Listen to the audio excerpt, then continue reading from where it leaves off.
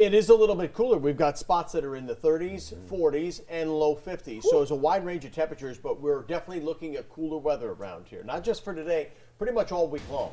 So hopefully you enjoyed that warm weather we had last week, where we had so many days in the 80s. In fact, one of those was on Friday. Now, the actual high temperature had gotten up to 82 degrees. I thought 83. Okay, so we were close enough there. That's within our 3-degree guarantee. So Autism Charlotte, our nonprofit partner for this month, that's another donation. Last week, nice and warm and dry. Really not much rain until Saturday morning.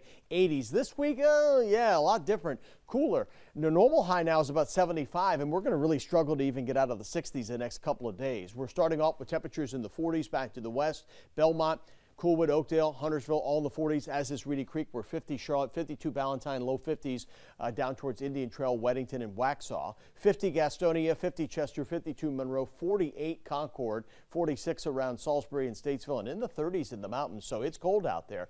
Again, we'll have mostly sunny skies, a few clouds around this morning. Afternoon temperature, though, only getting back to about 66, 67, 68 degrees, right in that neighborhood. And then for tonight, we'll have some 20s in the mountains, another hard freeze coming up there.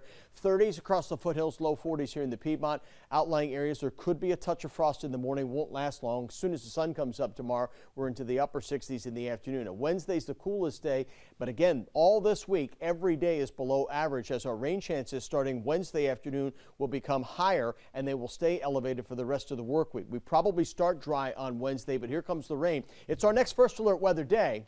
And rain will be sticking around, possibly off and on into Thursday and Friday. Not going to rain the entire time, but it looks unsettled with the frontal system close by and several rounds of low pressure coming our way. So stick with us. We'll be modifying that forecast going through time to kind of pin it down for you.